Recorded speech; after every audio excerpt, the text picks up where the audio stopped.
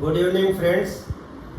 उम्मीद है कि पिछली वीडियो मैंने ये बताई थी कि प्रथम सूचना रिपोर्ट आप कैसे दर्ज कराएं। उम्मीद है कि ये वीडियो आपको पसंद आई होगी।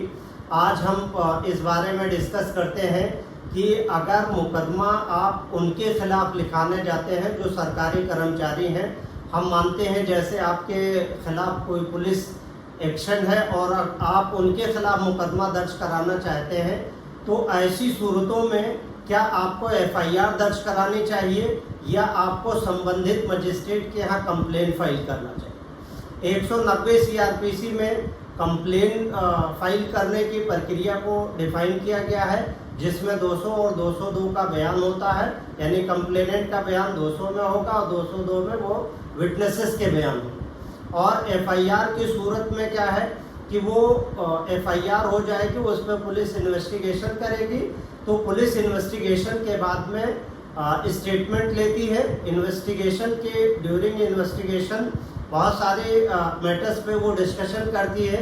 161 विटनेसेस के स्टेटमेंट लेती है और उसके बाद में अगर कोई साइट प्लान है तो साइट प्लान को मेंशन करती है, या घटना जिस जगह पे है उस घटना स्थल को वेरिफिकेशन करती है।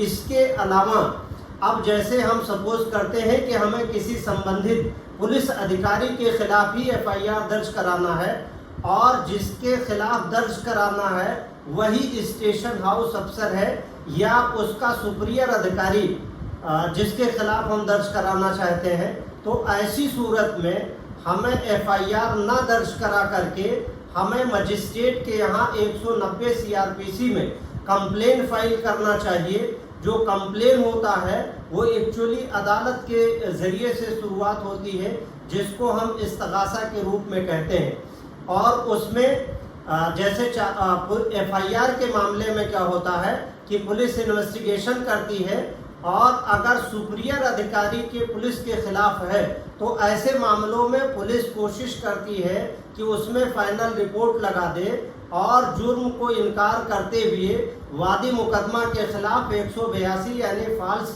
घटना दिखा करके उसके खिलाफ फाल्स 182 की कार्रवाई कर दे।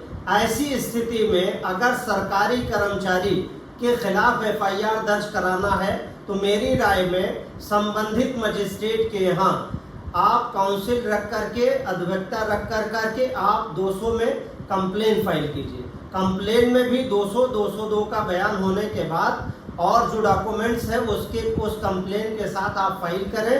कंप्लेन जब फाइल करते हैं तो उसमें भी समनिंग ऑर्डर होता है 204 सीआरपीसी में। जैसे एफआईआर के बाद पुलिस इन्वेस्टिगेशन करती है और चार्जशीट फाइल करती है, चार्जशीट के बाद भी समनिंग ऑर्डर मजिस्ट्रेट ही करता है। तो एक्चुअली आपको ये समझना है कि पुलिस जो है वो एक हिसाब से अदालत की एजेंट है, पुलिस के पास और ऐसा कोई पावर नहीं है। पुलिस मैटर को जो भी लेकर के आती है वो अदालत के संज्ञान में लेके आती है। तो 60 दिन और 90 दिन की जो विवेचना है वो आपका समय एक्चुअली बच जाएगा। और आप जैसे मजिस्ट्रेट के यहाँ कंप्लेन फाइल करते हैं, सेम डे 200 का बयान हो जाता है वादी मुकदमा का या परिवादी का, और उसके बाद में 10-15 दिनों के अंदर 200 और 202 के बयानात हो जाते हैं। 304 सीआरपीसी में मजिस्ट्रेट तलब कर लेता है। तो ऐसे मामलों में जिसमें कर्मचारी पुलिस या हायर ऑफिशियल्स हों, तो ऐसे मामलों में डायरेक्ट कंप्लेन फाइल किया जाना ज़्यादा उचित है और प्रभावशाली है।